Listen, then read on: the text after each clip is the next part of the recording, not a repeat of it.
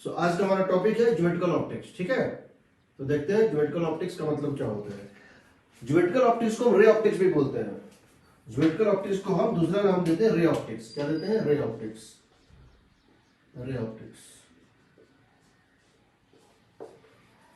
Optics के तीन branches हैं, हम पढ़ेंगे बाद में। एक है वेव ऑप्टिक्स, एक है ज्योमेट्रिकल ऑप्टिक्स, एक है क्वांटम ऑप्टिक्स। ठीक, तो हम लोग बाद में देखेंगे। एक होता है ज्योमेट्रिकल ऑप्टिक्स, एक होता है ज्योमेट्रिकल ऑप्टिक्स, दूसरा होता है वेव ऑप्टिक्स, और तीसरा जो है वो होता है क्वांटम ऑप्टिक्स। ठीक है, क्वांटम ऑप्टिक्स। ज्योमेट्रिकल ऑप्टिक्स में हम डे टू डे लाइफ में जो होता है वो देखते हैं। ज्योमेट्रिकल ऑप्टिक्स हम क्या देखते हैं? जो डे टू डे लाइफ में होता है, जैसे spherical mirror, plane mirror, prism, ठीक है, लेंस, ये सब पढ़ते हैं। वेव में क्या होता है? वेव ऑप्टिक्स में हम इंटरफेरेंस पढ़ते हैं, डिफ्रैक्शन पढ़ते हैं, पोलराइजेशन पढ़ते हैं, स्कैटरिंग पढ़ते हैं। क्वांटम ऑप्टिक्स में क्या होता है? हम फोटोन्स पढ़ते हैं, फोटोन के फॉर्म में लाइट को समझते हैं। तीनों का अपना अपना इंपॉर्टेंस है। कुछ फेनोमेना इससे एक्सप्लेन होता है, कुछ फेनोमेना तीनों से एक्सप्लेन होता है, और कुछ फेनोमेना सिर्फ एक से एक्सप्लेन होता है। यानी ये तीनों मिला के इन टोटल होता है। बहुत सारे फेनोमेना है जिनको तीनों से एक्सप्लेन किया जा सकता है, कुछ फेनोमेना है जो इससे किया जा सकता है, इससे नहीं किया जा सकता है। तो कहने मतलब ये तीन ब्रांचेस हैं। हम इसको देखेंगे समय के साथ हम क्या पढ़ते हैं। रे ऑप्टिक्स जो हमारा ये टॉपिक है, जो पहला चैप्टर है ज्योमेट्रिकल ऑप्टिक्स, इसमें हम ये देखते हैं, इसमें लाइट को परसीव करते हैं, समझते हैं in the form of a ray. Ray क्या होता है समझो? In a homogeneous medium, in a homogeneous medium,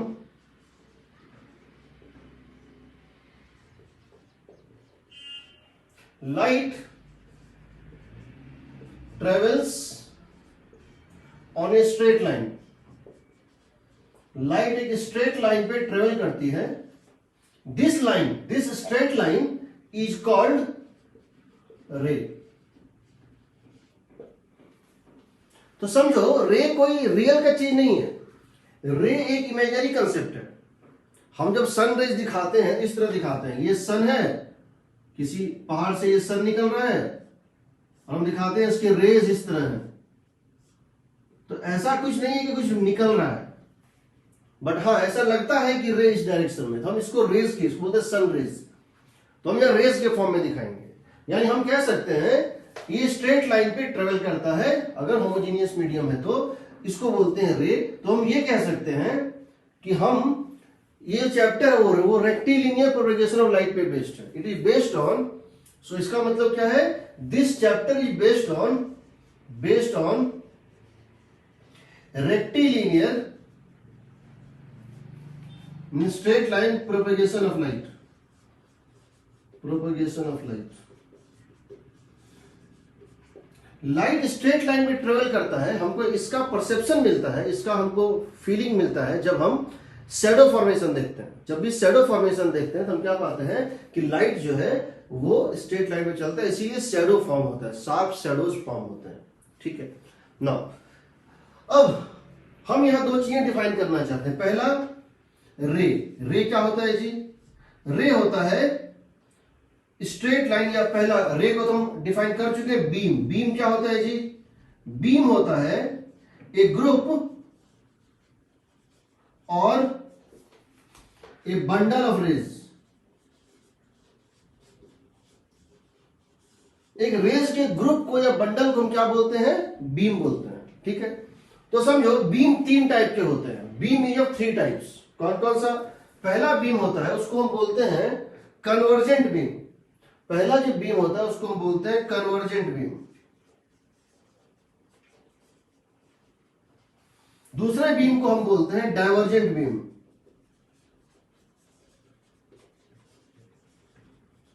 और तीसरे बीम को हम बोलते हैं पैरेलल बीम।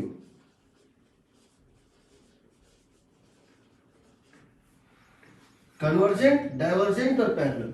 कन्वर्जेंट का मतलब हुआ कि सिकुड़ता हुआ, कन्वर्ज कर रहा है, यानी इस टाइप से होगा। देखो कन्वर्जेंट बीम में इस तरह से होगा, ये एक रे हुआ, ये दूसरा रे हुआ,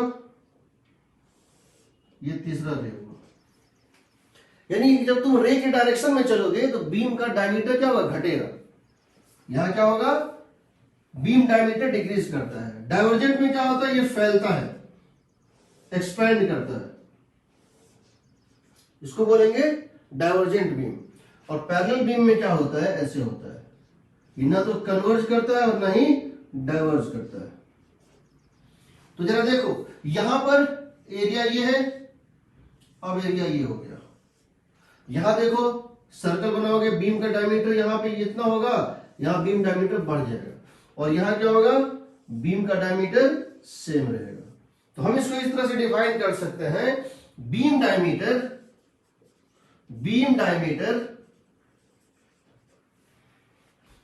decreases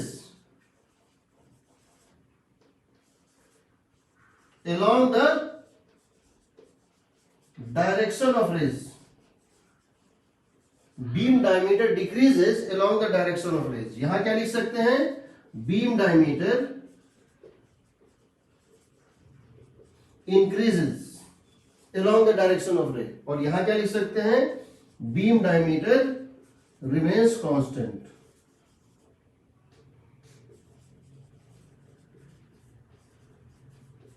ठीक है, तो 3 टाइप के बीम होते हैं। ठीक है, कोई डाउट यहां तक में, लिखिए इसको। अब हमारा जो है, हम ऑब्जेक्ट और इमेज को ऑप्टिक्स में डिफाइन कर रहे हैं कि ऑब्जेक्ट और इमेज क्या होती है ऑप्टिक्स में। ऑप्टिक्स में ऑब्जेक्ट का मतलब होता है point of intersection of incident rays, और इमेज का मतलब होता है point of intersection of emergent rays. ठीक, ऑब्जेक्ट का मतलब ये नहीं वहां कुछ रखा हुआ है, हो सकता है कुछ ना रखा हो सकता है वहां कुछ भी ना हो, फिर भी वो ऑब्जेक्ट कहलाएगा। हो सकता है वहां कुछ भी ना बन रहा हो, लाइट वहां तो फिर भी वो इमेज कहलाएगा।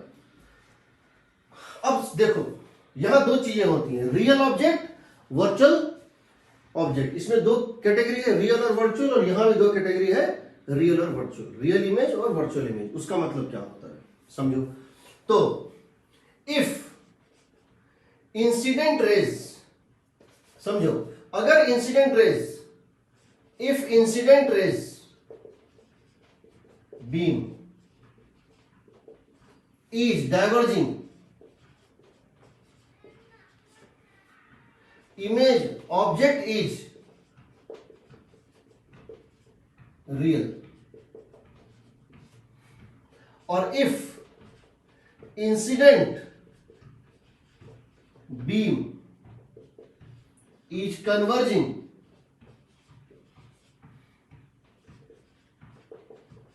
object is virtual। Object virtual है या रियल है, इसके लिए आपको यह देखना पड़ेगा कि जब वो लाइट गिरी उस ऑप्टिकल इंस्ट्रूमेंट पे, उस समय उसका नेचर कैसा था। क्या गिरने टाइम वो फैलते हुए गिरा, जब वो इसके ऊपर गिरा तो क्या वो एक्सपेंड करता हुआ गिरा। अगर ये एक्सपेंड करता हुआ, डाइवर्ज करता हुआ इसके ऊपर फॉल कर जाए, तो इसके लिए ऑब्जेक्ट क्या होगा, रियल। और अगर ये कन्वर्ज कर रहा था तब इसके ऊपर गिर गया, तब क्या कहलाएगा, तब ये कहलाएगा वर्चुअल। अब समझो, तो डाइवर्जिंग होगा तो रियल, कन्वर्जिंग होगा तो वर्चुअल। ठीक है, अब जरा यहां देखो, इफ इमर्जेंट रेज, इसमें उल्टा होता है, if emergent beam is converging, so diverging is diverging, image is virtual,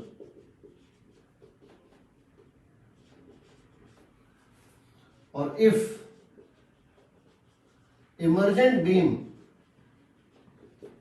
is converging,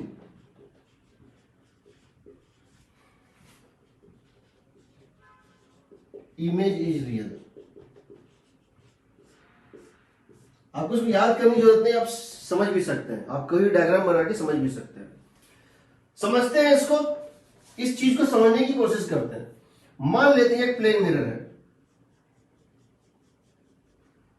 मान लेते हैं ये एक प्लेन मिरर है।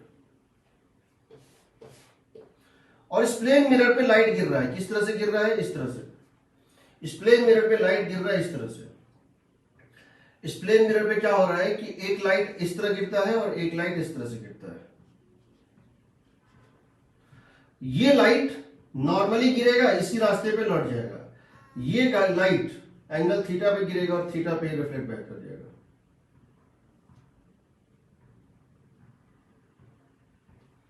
What is the point of intersection of incident raise? Incident raise का पॉइंट ऑफ इंटरसेक्शन कहां है? तो इंसिडेंट रेज का पॉइंट ऑफ इंटरसेक्शन यहां है, ये कहलाएगा ऑब्जेक्ट। एग्रीड? सही है। रिफ्लेक्टेड रे, ये रिफ्लेक्टेड है और ये भी रिफ्लेक्टेड है। ये लेफ्ट साइड तो कहीं नहीं मिलेगा, ये रिफ्लेक्टेड और ये जो है रिफ्लेक्टेड, लेफ्ट साइड कहीं नहीं मिलेगा, उनके बीच में दूरी बढ़ रही है। इनको अगर पीछे प्रोड्यूस करें तो जरूर ऐसा लगेगा कि ये यहां पर मिल रहे हैं। अगर हम इनको पीछे प्रोड्यूस करें तो जरूर लगेगा once produce backwards they seem to meet here, reflected reflected they meet here, this is called image.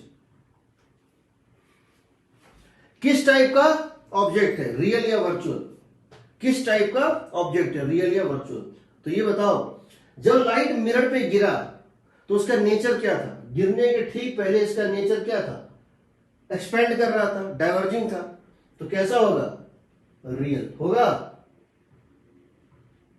Incident ray जो इस मिरर पे गिरा तो क्या उसका नेचर डाइवर्जिंग था? क्या डाइवर्जिंग बीम गिरा था इसके ऊपर? इंसिडेंट जो हुआ था, गिरा था ना? Yes sir. तो ऑब्जेक्ट क्या हो गया? रियल। जो इमर्जेंट बीम है, ये और ये रिफ्लेक्शन के बाद, उसका नेचर क्या है? एक्सपेंडिंग है। ये और ये क्या होगा? एक्सपेंड करेगा। तो अगर इमर्जेंट रेज डाइवर्जिंग है तो इमेज क्या होता है? वर्चुअल होगा।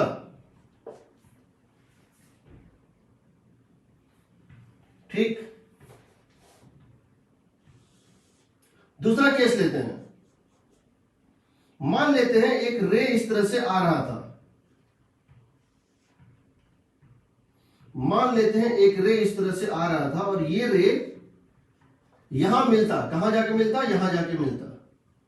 ये रे यहां जाके मिलता, बट बिफोर द मीट, इनके मिलने से पहले रास्ते में मिरर आ गया। ये रे इस तरह से जाके कन्वर्ज कर रहा था, बट इसके कन्वर्ज होने के पहले ही मिरर आ गया। तो अगर ये मिरर आएगा तो क्या होगा? ये तो जिस रास्ते पे गया था नॉर्मली, उसी रास्ते पे लौट जाएगा। यहां जिस एंगल पर गिरेगा उसी एंगल पे क्या होगा? ये रिफ्लेक्ट बैक कर जाएगा। और ये जिस एंगल पे था नॉर्मल के साथ, उसी पे ये भी रिफ्लेक्ट बैक कर जाएगा। ये यहां मिल जाएंगे। अब बताओ, ये है इंसिडेंट रे, ये है इंसिडेंट रे, एक इंसिडेंट रे ये है, एक इंसिडेंट रे ये है और एक इंसिडेंट रे है। ये कहां मिल रहे हैं? लेफ्ट साइड तो मिल नहीं रहे हैं, राइट साइड में मिलेंगे बढ़ाने पे। दैट इज ओ, ऑब्जेक्ट ये हो गया। और इमर्जेंट रे, रिफ्लेक्टेड रे कौन कौन सा है? एक ये है, एक ये है और एक ये है। ये कहां मिल रहे हैं? यहां पर। इसको बोलेंगे इमेज। ये ऑब्जेक्ट, ये इमेज। अब ऑब्जेक्ट का नेचर कैसा है? ऑब्जेक्ट का नेचर कैसा है? ऑब्जेक्ट का नेचर अगर हम समझने की कोशिश करें, ऑब्जेक्ट का नेचर, तो जरा देखो, जो इंसिडेंट बीम गिरा था, जब ये मिरर पे गिरा, उसमें इसका नेचर क्या था? जब इंसिडेंट बीम ये और ये गिरा था तो इसका नेचर कन्वर्जिंग नेचर था। कन्वर्जिंग नेचर था, इसका मतलब ऑब्जेक्ट क्या हो गया? वर्चुअल। एग्रीड? Yes sir. और जो रिफ्लेक्टेड बीम था, जो रिफ्लेक्टेड बीम था, वो क्या होगा? वो आएगा इस डायरेक्शन में। वो आएगा, देखो ये है रिफ्लेक्टेड, ये है रिफ्लेक्टेड, ये है रिफ्लेक्टेड। रिफ्लेक्शन के ठीक बाद, रिफ्लेक्शन के ठीक बाद अगर तुम देखोगे, रिफ्लेक्टेड बीम का नेचर कैसा है? कन्वर्जिंग नेचर का है। रिफ्लेक्टेड बीम जो है वो क्या हो रहा है? कन्वर्ज कर रहा है। इसका मतलब reflected beam, emergent beam convergent है। इसका मतलब इमेज क्या है? रियल। यानी कि हम प्लेन मिरर का अगर ये देखें तो प्लेन मिरर क्या करता है? रियल ऑब्जेक्ट का वर्चुअल इमेज बनाता है, रियल ऑब्जेक्ट का वर्चुअल इमेज बनाता है और वर्चुअल ऑब्जेक्ट का रियल इमेज बनाता है। कभी भी प्लेन मिरर रियल का रियल और वर्चुअल का वर्चुअल नहीं बना सकता है। प्लेन मिरर रियल और रियल वर्चुअल या वर्चुअल रियल करता है, यानी रियल ऑब्जेक्ट का वर्चुअल इमेज और वर्चुअल ऑब्जेक्ट का रियल इमेज। ठीक है, अब यहां पे तुम इसको समझ रहे हो। अब इस बात को मैं यहां लिख देता हूं, हालांकि बाद में इसको प्रूव करने वाले हैं। पूरी ऑप्टिक्स में चाहे रिफ्लेक्शन हो चाहे रिफ्रैक्शन हो, चाहे वो स्फेरिकल मिरर हो चाहे प्लेन मिरर हो, चाहे वो लेंस हो चाहे वो प्रिज्म हो, चाहे स्फेरिकल रिफ्लेक्टिंग सरफेस हो, चाहे कुछ भी हो, हमेशा जब भी रियल ऑब्जेक्ट और रियल इमेज होगा या वर्चुअल ऑब्जेक्ट और वर्चुअल इमेज होगा, जब भी ऑब्जेक्ट और इमेज एक टाइप का होगा, ये हमेशा इन्वर्टेड होगा, ऑलवेज इन्वर्टेड। इन्वर्टेड का मतलब क्या है? उल्टा इमेज बनेगा। इन्वर्टेड मतलब क्या है कि अगर मैं किसी चीज में अपना इमेज देख रहा हूं, मेरा अगर उल्टा इमेज बन रहा है इन्वर्टेड, इसका मतलब मेरा सिर नीचे दिखेगा, पैर ऊपर दिखेगा। ठीक, लेकिन अगर रियल ऑब्जेक्ट वर्चुअल इमेज है और वर्चुअल ऑब्जेक्ट का रियल इमेज है, उल्टा है, ये ऑलवेज इरेक्ट होता है। ठीक है, याद रहेगा? Yes sir. इसको लिखो।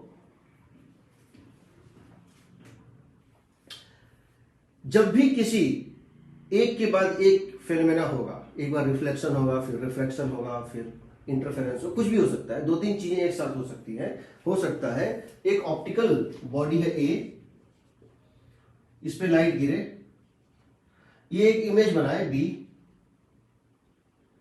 और ये जो है पहले लाइट ए पर गिरे, ए से जो लाइट निकले वो बी पर गिरे, और बी से लाइट निकले वो सी पर गिरे। हो सकता है। अब ए बी सी क्या हो सकता है? Spherical mirror, plane mirror, prism, lens, reflecting plane जो है, स्लैब, कुछ भी हो सकता है। तो याद रखना, image formed by A, image formed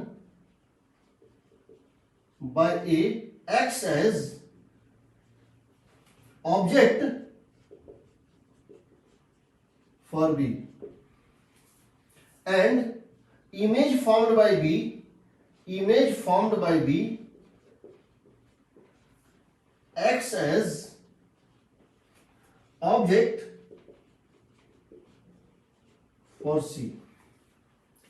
B को नहीं पता है कि असली ऑब्जेक्ट कौन है, बी को यह नहीं पता है कि असली ऑब्जेक्ट कौन है। बी को यह पता है, ए ने जो अपना इमेज बना के इसको पास ऑन किया, ए ने जो इमेज बनाया वो बी को पास ऑन किया एज एन ऑब्जेक्ट, और बी ने जो इमेज बनाया वो उसने सी को पास ऑन किया as an object.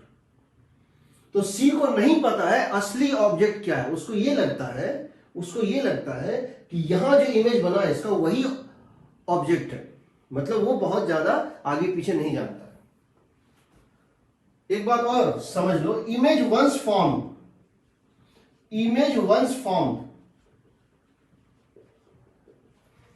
Is indistinguishable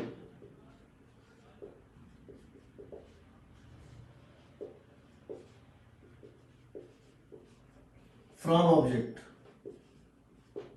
एक बार जब इमेज बन गया तो अब वो ऑब्जेक्ट की तरह बिहेव करता है, यानी तुम पता नहीं कर सकते हो कि कौन ऑब्जेक्ट है कौन इमेज है। ऑब्जेक्ट इमेज वंस फॉर्म्ड, एक बार इमेज बन गया तो फिर एक रियल ऑब्जेक्ट की तरह बिहेव करता है ऑप्टिक्स में, कि उसकी सारी प्रॉपर्टी लाइट के रेज पे चलती है, छूने से और उठाने से नहीं चलती है। समझना है इसको मैं क्या बता रहा हूं। अब मैं यहां इलस्ट्रेशन ले रहा हूं, मतलब कुछ पूछने वाला हूं और ध्यान से जवाब देना। मेरे पास एक स्फेरिकल मिरर है यहां पे,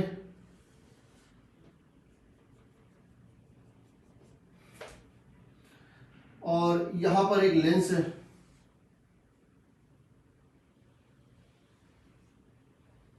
और यहां पर एक प्लेन मिरर है।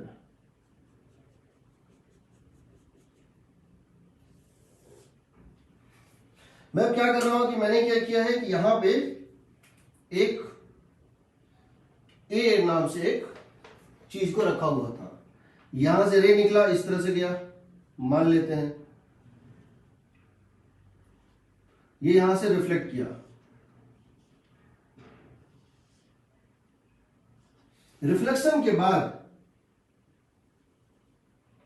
ये यहां जाके मिलता,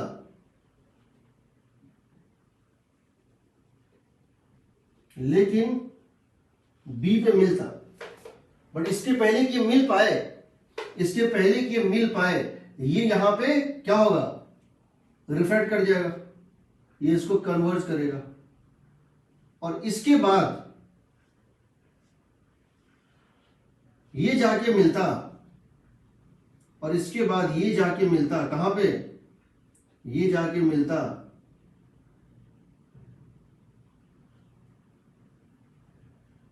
सी पे, बट इसके पहले ये सी पे मिलता, फिर से ये क्या करेगा, रिफ्लेक्ट कर जाएगा, और उतने डिस्टेंस आगे मिल जाएगा यहां डी पे। समझ रहे हैं? लाइट ए से गिरा मिरर पे, उसके बाद ये मिल रहा था बी पर, बट मिलने से पहले ये यहां पे टकराया और ये घूम गया, कन्वर्ज कर गया, ये मिलने जा रहा था सी पे, बट सी पे मिलने से पहले मिरर आ गया, फिर रिफ्लेक्ट होकर आ गया डी पे। यही 4 इवेंट हमने दिखाया है। अब मैं ये चाहता हूं कि आप एक कॉलम भरें। क्या भरें? आप ये कॉलम मुझे भरें। एक तो ऑब्जेक्ट, ऑब्जेक्ट का नाम बताना है और उसका नेचर बताना है। दूसरा इमेज, इमेज का नाम बताना है, उसका नेचर बताना है। किसके लिए? तो सबसे पहले है हमारा स्फेरिकल मिरर, सबसे पहला है हमारा स्फेरिकल मिरर। दूसरा क्या है हमारा? दूसरा है हमारा लेंस,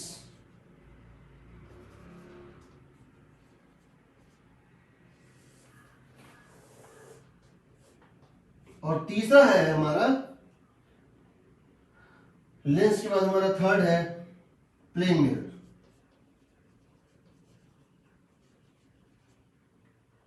चलिए बताइए, स्फेरिकल मिरर के लिए ऑब्जेक्ट कैसा है, कौन है?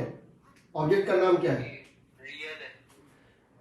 ए है, पहले नाम खाली बताओ। ए, स्फेरिकल मिरर के लिए ऑब्जेक्ट है ए, इमेज क्या होगा? बी। लेंस के लिए ऑब्जेक्ट क्या है? लेंस के लिए ऑब्जेक्ट क्या है? बी। इमेज क्या है? सी। प्लेन मिरर के लिए ऑब्जेक्ट क्या है? इमेज क्या है? डी। यहां तक तो बहुत अच्छा है। अब नेचर बदल सकता है, समझो कैसे। स्फेरिकल मिरर के लिए ऑब्जेक्ट जो ए है वो रियल है या वर्चुअल है? रियल, करेक्ट, रियल है। इमेज जो है इसके लिए रियल है कि वर्चुअल है? B, real. यही सबसे बड़ा चीज है। कुछ बुक्स में लिखा हुआ है कि अगर रेज एक्चुअली मिल जाए, कुछ बुक्स में लिखा होता है कि अगर रेज एक्चुअली मिल जाए तो रियल है, और अगर रेज एक्चुअली ना मिल पाए, पीछे प्रोड्यूस करने पे मिल रहे हो, वो कभी मिल ना पाए, पीछे प्रोड्यूस हो, तो उसको बोलते हो वो वर्चुअल है। बट वो गलत डिफिनेशन हो जाता है। क्यों हो जाता है? देखो, अब अगर हमारे पास दो तरीके हैं इसको समझने के। एक जो हमने डिफिनेशन बताया कि जब लाइट यहां गिरा था तो किस फॉर्म में गिरा था? डाइवर्ज करते हुए गिरा था, तो रियल है। और जब लाइट यहां से निकला तो कन्वर्ज करता हुआ निकला, निकला ना? जब लाइट यहां से निकला तो कन्वर्ज करता हुआ निकला। तो जब यहां से लाइट निकला तो इसका नेचर क्या था? इस बीम का नेचर क्या था? कन्वर्जिंग था। ठीक है, इस कारण से ये होगा रियल। अब तुम बोलोगे सर ये मिल तो पाया नहीं, बट ये मिल नहीं पाया, इसमें इसकी गलती नहीं है। समझो, हमको ये समझना है। दूसरा तरीका, अगर तुम ये याद करना चाहते हो कि एक्चुअली में मिलेगा तो रियल और एक्चुअली में नहीं मिल पाया तो वर्चुअल, तो वहां भी तुम याद कर सकते हो, कोई दिक्कत नहीं है। वहां बस ये करो, इसके पहले कुछ भी ना हो, इसके पहले कुछ भी ना हो, समझो, इसके पहले सबको हटा दो, इसके बाद सबको हटा दो, इसके पहले का हिस्ट्री और इसके बाद का फ्यूचर डिलीट कर दो। तब अगर मिलता तो रियल, ना मिलता तो वर्चुअल। सोचो, अगर ये लेंस और ये मिरर ना होता, सिर्फ मिरर होता, तो क्या ये मिलता? जाके मिलता ना, तो रियल होगा। अब बताओ,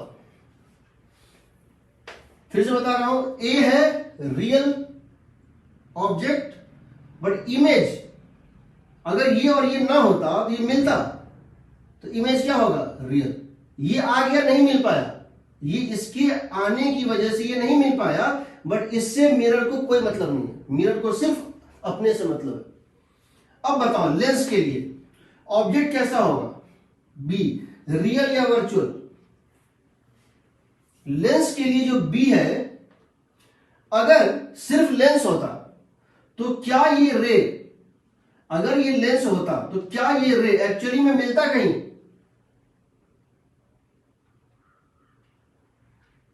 मिलता सर। कहां मिलता?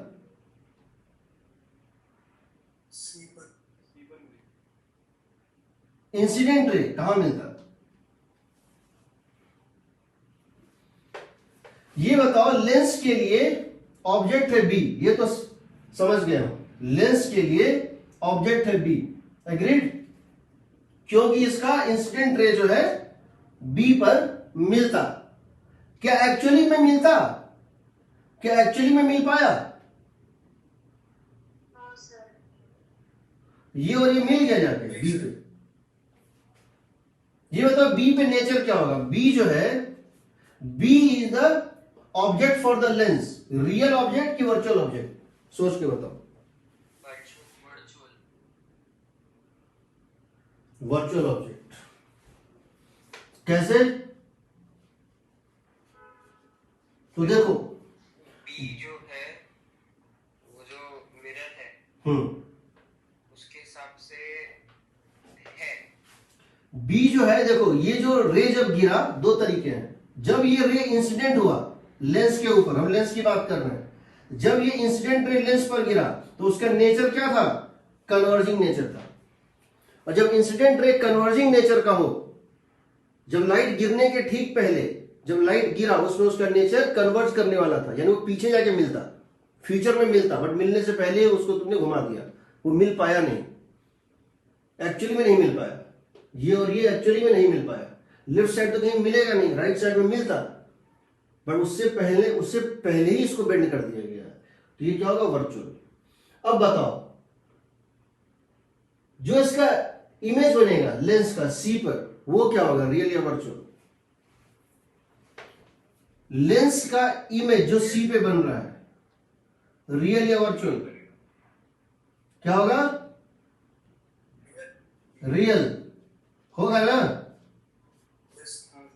हालांकि मिल नहीं पा रहा है, हालांकि मिल नहीं पाया ये, लेकिन अगर ये मिरर ना होता तो ये एक्चुअली में जाके मिलता, यहां मिलता ना।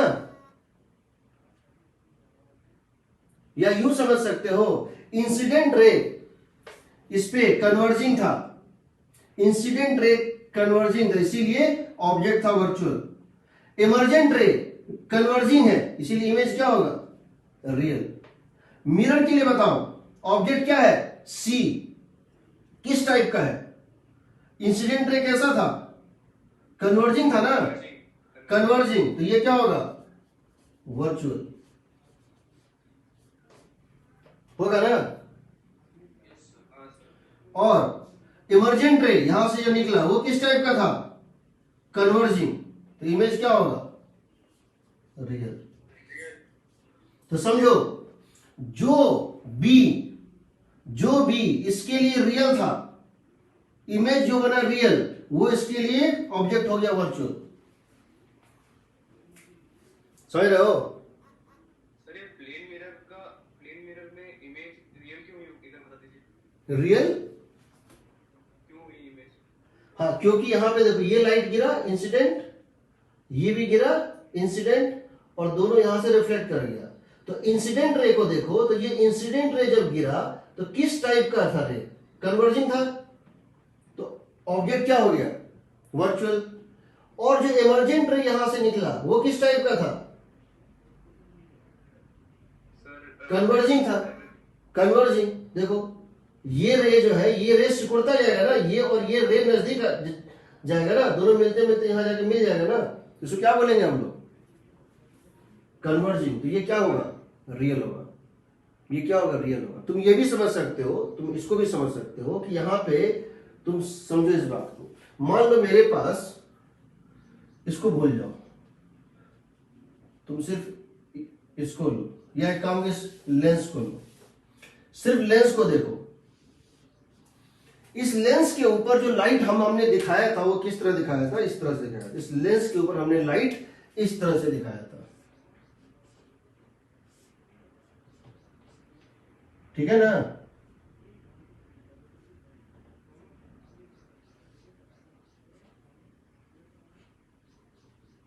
सही है क्या? दिखाया ना इस तरह से। ये कहां मिल रहा था? ये मिल रहा था बी पे, और अब मिल रहा है सी पे। तुम पूरी दुनिया को मत देखो, सिर्फ लेंस को देखो। लेंस के पहले और लेंस के बाद, जस्ट पहले और जस्ट बाद, किसी और ऑप्टिकल इंस्ट्रूमेंट को मत देखो। अब बताओ इसका नेचर क्या होगा? अब बताओ, क्या ये और ये एक्चुअली में मिल रहा है? नहीं मिल रहा है ना, तो क्या हो गया? वर्चुअल। क्या ये और ये एक्चुअली में मिल जाएगा? तो हो गया रियल, हो गया ना? तुमने डिसाइड कर लिया तो कर लिया। अब मैं यहां अगर एक मिरर लाके खड़ा कर दूं तो उससे तुम्हारा आंसर नहीं बदलना चाहिए। समझ रहे हो? तुमको लेंस देखना है, सिर्फ लेंस देखो। लेंस देखो, लेंस को लो, लेंस के जस्ट पहले जस्ट बाद, लेंस के जस्ट पहले जस्ट बाद। जब ये लाइट गिरा, एक लेफ्ट साइड है एक राइट साइड है, तुम रे को क्या कर सकते हो? एक्सटेंड कर सकते हो माइनस इंफिनिटी से प्लस इंफिनिटी तक। तो ये बताओ, ये माइनस इंफिनिटी से जब प्लस इंफिनिटी तक जाएगा इंसिडेंट बीम, जब इंसिडेंट बीम माइनस इंफिनिटी से प्लस इंफिनिटी जाएगा, तो क्या ये इस साइड कहीं मिल सकता है? ये दोनों, क्या ये दोनों लाइन इस साइड कहीं इंटरसेक्ट कर सकता है? नहीं ना, नहीं कर सकता। उस साइड कर सकता था, फ्यूचर में करता, फ्यूचर में करता ना, तो हो गया वर्चुअल। अब जब ये यहां से बेंड किया ऐसे करके, क्या ये दोनों असली में मिल सकता है? यहां तो हो गया रियल। क्या ये दोनों असली में मिला? हाँ, तो रियल। क्या ये दोनों असली में मिलेगा? मिलेगा ना, तो रियल। क्या ये दोनों असली में मिल पाया? लेंस के लिए, लेंस के लिए नहीं मिल पाया, वर्चुअल। क्या ये दोनों असली में मिल जाता? रियल। क्या ये दोनों असली में मिल पाया प्लेन मिरर के लिए? नहीं, तो वर्चुअल। क्या ये और ये असली में मिल जाएगा यहां? हाँ, तो रियल। एग्रीड? सही है। अब समझो ये क्यों बता रहे थे हम, इसका पर्पस क्या है। मान लो हम अभी कोई चैप्टर नहीं पढ़े, वो तो पढ़ेंगे तो समझ लेंगे, बट तो क्या बताए हैं? रियल रियल, तो क्या हो गया? इरेक्ट। क्या बताए थे? Inverted, sorry, real real, inverted, real virtual, erect virtual real, erect. एक बार उल्टा हुआ, यहां पर इन्वर्टेड हुआ, और इन दोनों में इन्वर्टेड नहीं हुआ, इरेक्ट ही रहा, तो नेट क्या होगा? इन्वर्टेड। एक बार किसी चीज को उलट दो, एक बार किसी चीज को पलट दो, फिर उसको पलटो मत, बड़ा छोटा करो पर उसको पलटो मत, साइन मत बदलो। एक बार उसको इन्वर्ट करो और 2 बार खाली उसको बड़ा छोटा करो, तो इसका साइज तो इन्वर्टेड ही रहेगा ना। तो तुम कह सकते हो कि इसका ए का फाइनल इमेज जो बनेगा डी पे वो क्या बनेगा, इन्वर्टेड बनेगा। सही रहो। ये एक जैसा है, इन्वर्टेड होगा। ये और ये अपोजिट है, इरेक्ट होगा। ये और ये अपोजिट है, इरेक्ट होगा। एक बार उल्टा, जब इवन नंबर ऑफ टाइम्स उल्टोगे तो सीधा हो जाएगा। जब ऑड नंबर ऑफ टाइम्स उल्टोगे तो क्या होगा, उल्टा रहेगा ना। तो तुम बिना कैलकुलेशन के भी ये सब चीजें बता सकते हो, इसलिए बता दिए थे, उसमें ये बताए थे। इसका फाइनल इमेज जो है इन्वर्टेड आएगा। ठीक है, इसको लिख लो पहले। एक इंपॉर्टेंट बात यह है कि इंपॉर्टेंट टिप क्या है, पहला, ऑलवेज ड्रॉ ए रे डायग्राम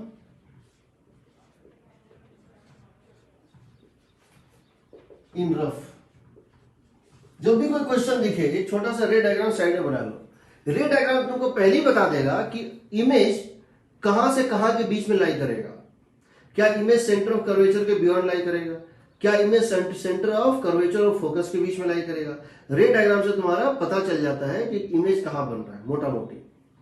पहली बात। दूसरी बात, अगर तुम कोई कैलकुलेशन मिस्टेक करोगे और आंसर कुछ उस रेंज से बाहर आ रहा है, इसका मतलब तुमको समझना है कैलकुलेशन गलत है, रे डायग्राम गलत नहीं होता है। अगर रे डायग्राम और कैलकुलेशन में कंट्राडिक्शन है, दोनों के बीच में डिसएग्रीमेंट है, तो रे डायग्राम सही होता है, कैलकुलेशन गलत होता है। इसको ध्यान रखना। Always try to always draw a rough ray diagram and then proceed with the solving of the question. हो सकता है तुमको ये पता चल जाए कि इमेज कहां बन रहा है और 4 ऑप्शन में तुम देखो, बिना कैलकुलेट किए ही निकल गया आंसर। तो रे डायग्राम मस्ट है। दूसरा, ये सब्जेक्टिव पैटर्न के लिए अब तो पैटर्न उस टाइप का नहीं है कि हम जो है लिखते हैं, अब तो हम बस मार्क करते हैं। तो इसमें यह है, आपका आंसर हमेशा फाइनल आंसर स्टेटमेंट फॉर्म में होना चाहिए। ठीक, जैसे मैंने एक क्वेश्चन सॉल्व किया, पूछा गया है find the location of the image, find the location of the image. तो मैंने उसमें लिखा, मैंने एक साइन कन्वेंशन लगाया। मेरा एक साइन कन्वेंशन होगा कि ये डायरेक्शन पॉजिटिव है, मैंने इसको पॉजिटिव माना, मिरर यहां था, आंसर आ गया +10 और मैंने आंसर लिख दिया v = +10। मैंने लिख दिया v = +10। अगर सब्जेक्टिव पैटर्न होगा तो मुझे 0 नंबर मिलेगा। क्यों मिलेगा 0 नंबर? क्योंकि +10 मेरा एजम्पशन है कि मैंने राइट वर्ड को पॉजिटिव माना तो मेरा +10 आया। दूसरे किसी स्टूडेंट ने अगर लेफ्ट वर्ड को पॉजिटिव माना तो उसको -10 आएगा। सही तो दोनों है। तो तुमको इसको +10 नहीं लिखना है, तुमको क्या लिखना है, इमेज इज फॉर्म्ड, ऐसे लिखना है 10 सेंटीमीटर बिहाइंड द मिरर। ये आपका आंसर होना चाहिए। इमेज फॉर्म 10 में बिहाइंड। ये जो स्टेटमेंट है ये साइन कन्वेंशन के इंडिपेंडेंट है। मैंने साइन कन्वेंशन लेफ्ट को पॉजिटिव माना या राइट को पॉजिटिव माना, जिसने राइट को पॉजिटिव माना उसके लिए +10 ओरिजिन के पीछे है। जिसने राइट को पॉजिटिव माना था उसके लिए +10 का मतलब है ओरिजिन के राइट साइड यानी मिरर के पीछे। जिसने लेफ्ट को प्लस माना था उसके लिए -10 का मतलब भी वही पॉइंट है। स्टेटमेंट दोनों का सेम आएगा। तो आपने किसी साइन कन्वेंशन को माना, उसको मान के आंसर निकाला, but once you get the answer, write the answer in the full statement form so that the copy checker जो भी है वो ये समझ सके कि हाँ आंसर ये है। इसीलिए आप किसी बुक में देखेंगे जो फाइनल आंसर होता है वो सारे स्टेटमेंट फॉर्म में लिखे होते हैं, कहीं भी सिर्फ +10 -10 नहीं होता है। +10 -10 मीनिंगलेस है, ठीक है। So always right answers as full sentences। पहली बात। दूसरी बात, अब चूंकि हमारा पहला टॉपिक, इस पूरे चैप्टर में दो ही फेनोमेना है, एक है रिफ्लेक्शन, एक है रिफ्रैक्शन, दोनों के एक लॉ है। इसके अलावा जो भी चीज है वो उस फॉर्मूले से, लॉ ऑफ रिफ्लेक्शन और लॉ ऑफ रिफ्रैक्शन से डिराइव किया हुआ शॉर्टकट है। समझो, मोस्ट फंडामेंटल लॉ क्या है? Law of reflection and law of refraction. इसी दो पे पूरी चैप्टर है, दो ही लॉ है इसमें। इसके अलावा सब कुछ डेरिवेशंस और कंक्लूजन्स है, यानी जहां कुछ भी फॉर्मूला एप्लीकेबल नहीं होगा वहां भी लॉ ऑफ रिफ्लेक्शन और लॉ ऑफ रिफ्रैक्शन एप्लीकेबल होगा। तो वहां पे आप एक नया क्वेश्चन भी डील कर सकते हैं। तो हमको यह समझना है कि बेसिक लॉ ऑफ रिफ्लेक्शन और लॉ ऑफ रिफ्रैक्शन क्या होता है, और उससे जो फॉर्मूले निकालते हैं, लेंस फॉर्मूला, मिरर फॉर्मूला, जो भी निकालते हैं, उसकी लिमिटेशंस क्या है, और उसमें अगर कुछ उस लिमिटेशंस को चेंज किया जाएगा तो हमको फिर से फंडामेंटल पे पहुंच जाना है, वो है लॉ ऑफ रिफ्लेक्शन और लॉ ऑफ रिफ्रैक्शन, ठीक है। सो देखते हैं हम, जो रिफ्लेक्शन होता है, रिफ्लेक्शन दो टाइप का होता है। एक होता है रेगुलर या स्पेकुलर, और दूसरा होता है इर्रेगुलर या डिफ्यूज्ड। दोनों फर्क क्या होता है? यहां पर क्या होता है, एक बहुत ही plane, highly plane, highly smooth,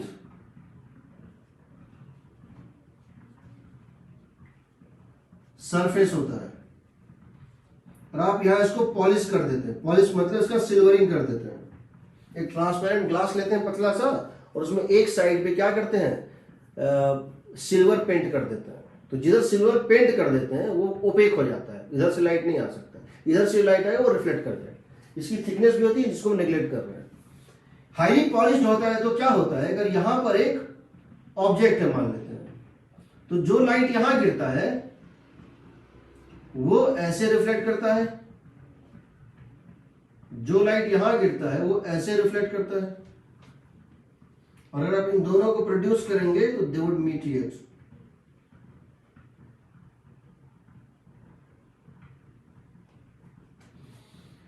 अगला लाइट जो गिरेगा इनके बीच में वो भी यही मिलेगा, यानी कि सारे लाइट जो होते हैं, एक ऑब्जेक्ट से निकले सारे लाइट जो तो एक ही पॉइंट पे मिलते हैं। तो ये लाइट, ये लाइट, ये लाइट सब चूंकि एक ही पॉइंट का इमेज बना रहा है, तो इमेज ब्राइट दिखता है, इमेज दिखता है। So because all the light is reflected from this point, so all this light, all reflected light, all reflected rays are concurrent। सारे रिफ्लेक्टेड रेज जो होते हैं क्या होते हैं, कंकरेंट होते हैं। Therefore bright image is formed. क्या होता है, bright image is formed. Bright image बनता है, बहुत चमकता इमेज बनता है। इमेज दिखेगा, इमेज दिखेगा बट सरफेस नहीं दिखेगा। Bright image is formed but surface, mirror surface is not visible. ये किसमें होता है, मिरर में होता है। आपको मिरर नहीं दिखेगा, मिरर का सरफेस नहीं दिखेगा, आप दिखेंगे उसमें। इसमें क्या होता है, इसमें रफ सरफेस होता है, इस तरह से ऐसे करके होता है। जो सरफेस होता है वो क्या होता है, रफ होता है। सरफेस ही रफ। रफ होने की वजह से क्या होता है कि जो लाइट यहां से यहां गिरा, सूत्र बड़ा करके दिखा रहे हैं, देखो, जो लाइट यहां गिरेगा, ये नॉर्मल है यहां, वो ऐसे चला जाएगा, क्योंकि यहां पर नॉर्मल इस डायरेक्शन में था। जो लाइट यहां गिरेगा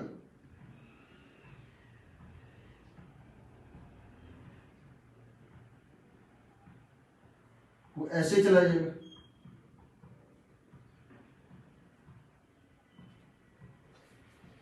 जो लाइट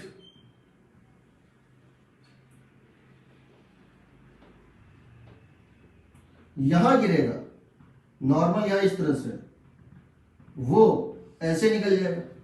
तो तुम क्या देख रहे हो कि हर लाइट अलग अलग डायरेक्शन, जो लाइट यहां गिरेगा ऐसे चला जाएगा, जो लाइट यहां गिरेगा ऐसे चला जाएगा।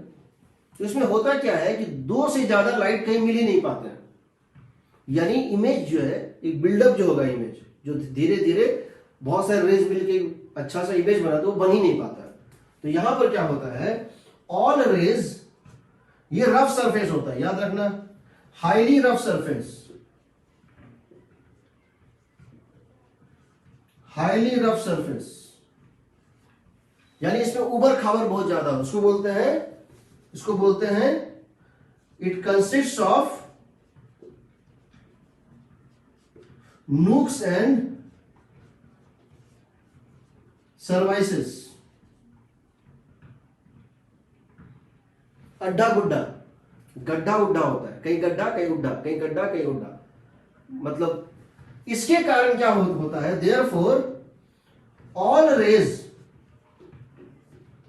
After reflection, all reflected rays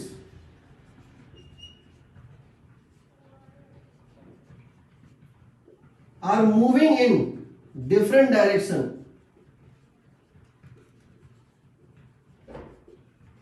and are not concurrent.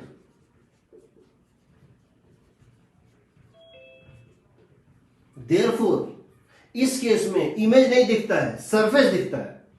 जैसे हम इस बोर्ड को देख रहे हैं, इस बोर्ड पे लाइट गिर रहा है और लाइट रिफ्लेक्ट हो रहा है, बट तुम यहां पे अपना इमेज नहीं देख रहे हो। किसको देख रहे हो, बोर्ड को देख रहे हो।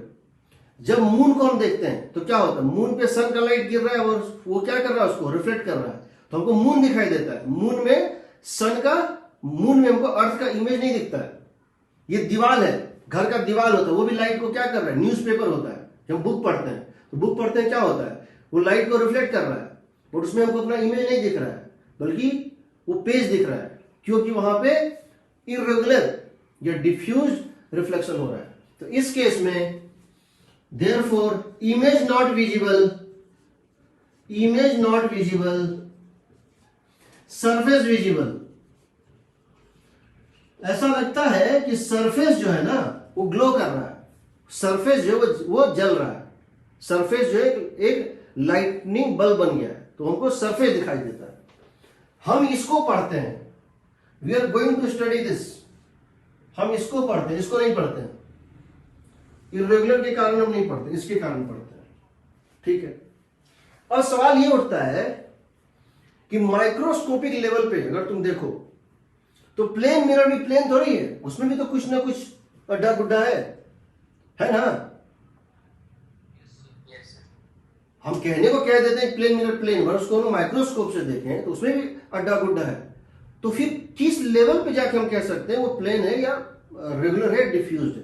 तो इसका रूल ये है कि अगर जो गड्ढा उड्ढा है उसकी डेप्थ और हाइट, जो गड्ढा और जो उड्ढा है उसकी डेप्थ और उसकी हाइट अगर वेवलेंथ ऑफ लाइट के कंपेरेबल है या उससे छोटी है तो आप उसको प्लेन मिरर मान सकते हैं, और उससे ज्यादा है तो उसको अड्डा गुड्डा मानना पड़ेगा। कहने का मतलब है बाउंड्री क्या है, बाउंड्री क्या है इस केस में, क्या होता है इस केस में, डेप्थ, हाइट ऑफ, हाइट और depth of elevations and depressions. अड्डा गुड्डा जो है is greater than wavelength of light. तो उस केस में क्या बोलेंगे उसको कि वो इर्रेगुलर या डिफ्यूज देगा। जैसे आप जानते हैं वेवलेंथ ऑफ लाइट ऑर्डर क्या होता है इसका 500 nanometre. Wavelength of visual light का ऑर्डर मान लो 500 नैनोमीटर, यानी तुम कह सकते हो 0.5 माइक्रोमीटर। माइक्रो समझते हो, नैनो मतलब हो गया 10⁻⁹, माइक्रो मतलब हो गया 10⁻⁶। अब समझो अगर तुम इतना पॉलिश कर दो कि अड्डा गुड्डा भी है तो वो माइक्रोमीटर या उससे छोटा डेप्थ का है तो हम उसको प्लेन मानेंगे। लेकिन अगर वो मिलीमीटर में है, अगर वो मिलीमीटर में है, गड्ढा मिलीमीटर में है, उड्डा भी क्या है मिलीमीटर में है, तो वो इसके कॉम्पोनेंट में क्या है बहुत बड़ा है ना, तो उसको क्या मानेंगे, उसको हम मानेंगे वो इर्रेगुलर है, डिफ्यूज है। ठीक है, चलो लिखो इसको।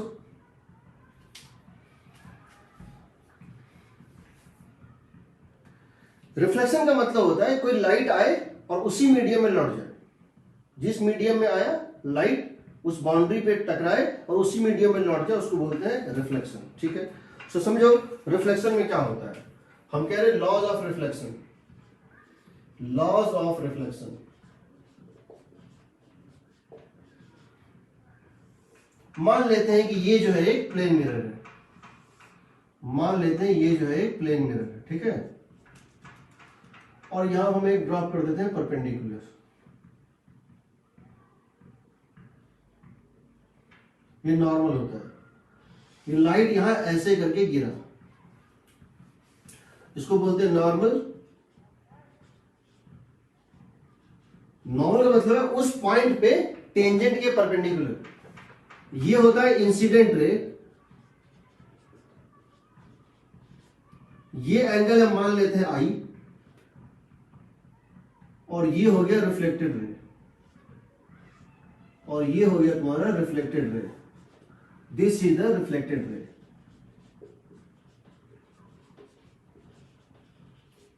ये एंगल हम मान लेते हैं are.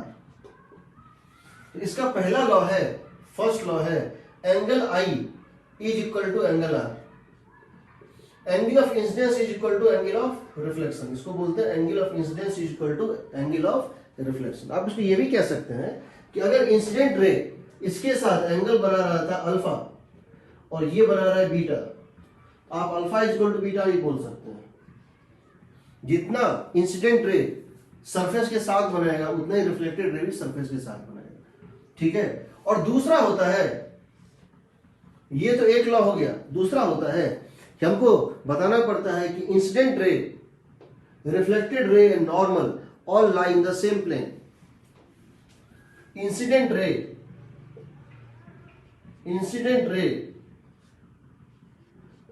reflected ray and normal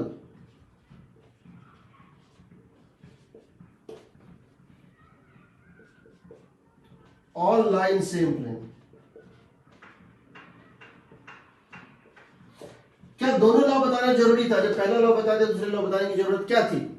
तो जरूरत ये थी, समझो, जरूरत ये थी कि मान लेते हैं कि ये नॉर्मल है और लाइट इस तरह से गिरा, ये इंसिडेंट रे है, ये नॉर्मल है और ये इंसिडेंट रे है, एंगल है आई। अब इस पूरे कोन पे, और हम इसको इसकी ओर घुमा दें, इस पूरे कोन पे कहीं से भी लाइट निकल जाए तो उसका एंगल ऑफ रिफ्लेक्शन क्या होगा? सेम ही रहेगा ना।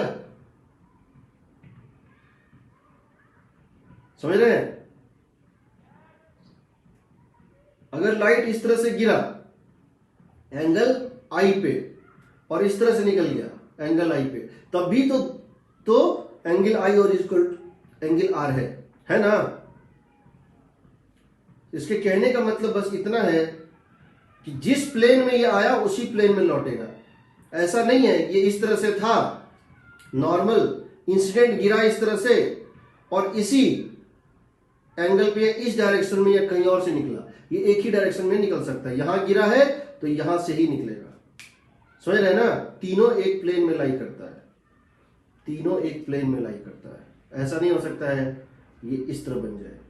अभी भी देखो ये दोनों ब्लू मार्कर रेड के साथ इक्वल एंगल ही बना रहा है, तो एंगल आई और एंगल आर बोलना सफिशिएंट नहीं था, तो इसको ये बताने की जरूरत थी। ठीक है,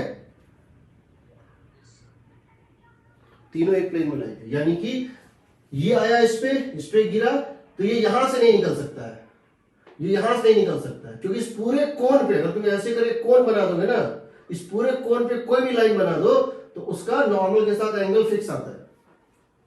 लेकिन उसमें से सिर्फ यही जो इस प्लेन में है तो इसी में जाएगा इस तरह से। ठीक है, चलो बाकी हम नेक्स्ट क्लास में बताएंगे। ठीक है।